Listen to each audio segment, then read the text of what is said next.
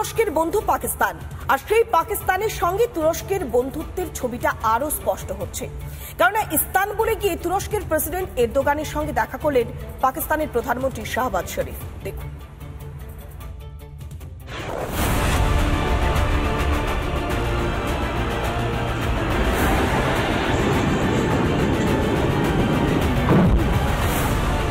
हम आतंकवाद के अड्डों को, उनके ठिकानों को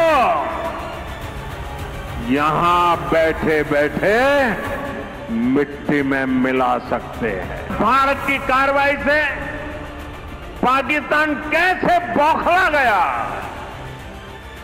অপারেশন সিঁদুরের কথা মনে পড়লেই ঠক ঠক করে ভয় কাঁপছে শাহবাজ শরীফ থেকে ফিল্ড মার্শাল আসিম মুনির। ভয়ের ঠেলায় ফের তুর্কির কাছে ভিক্ষা চাইতে চলে গেছে নির্লজ্জ পাকিস্তানের প্রধানমন্ত্রী শাহবাজ শরীফ। একদিকে ভারত বিশ্ব মাঝে পাকিস্তানের মুখোশ টেনে ছিঁড়ে ফেলতে প্রতিনিধি দল পাঠিয়েছে, অন্যদিকে ভিক্ষার ঝুলি হাতে ইস্তানবুল পৌঁছে গেছে পাকিস্তানের প্রধানমন্ত্রী। যদিও পাকিস্তানের দাবি অপারেশন সিঁদুরের সময় পাকিস্তানের পাশে দাঁড়ানোয় কৃতজ্ঞতা জানাতেই এই সফর। তুরস্ক পৌঁছে সোশ্যাল মিডিয়ায় শাহবাজ শরীফ লেখেন, ইস্তানবুলে আমার ভাই প্রেসিডেন্ট এরদোগানের সঙ্গে সাক্ষাৎ করতে পেরে সম্মানিত বোধ করছি। সম্প্রতি ভারত ও পাকিস্তানের মধ্যে সংঘাতের সময় পাকিস্তানের উদ্দেশ্যে সমর্থনের হাত বাড়িয়ে দেওয়ার জন্য এরদোগানকে হৃদয় থেকে ধন্যবাদ জানাই। পাকিস্তান তুরস্কের এই বন্ধুত্ব দীর্ঘজীবী হোক।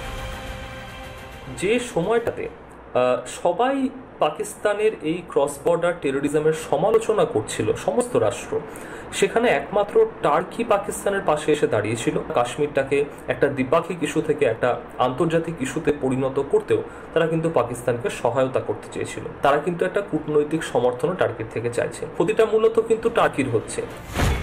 পাকিস্তান এটা বিলক্ষণ বুঝে গেছে, ফের বাড়াবাড়ি করলেই আতঙ্কপুরের ধ্বংস কার্যত নিশ্চিত। এই আবহে তুরস্কের থেকে সাহায্য চাওয়াটাই প্রত্যাশিত। তবে শুধু তুরস্ক নয়, আজারবাইজান, ইরান ও তাজিকিস্তানেও যাবে শাহবাজ শরীফ। সমর্থন পেতে মুসলিম দেশগুলোর কাছে ভিক্ষা চাইছে পাকিস্তান, কিন্তু বিশ্ব জানে সন্ত্রাসের মদতদাতা পাকিস্তান, আর পাকিস্তানকে শক্তি যোগানোর অর্থ সন্ত্রাসবাদকে হৃষ্টপুষ্ট করে তোলা, যা বিশ্ব শান্তির জন্য চরম বিপদের কারণ হয়ে উঠতে পারে। রিপাবলিক বাংলা।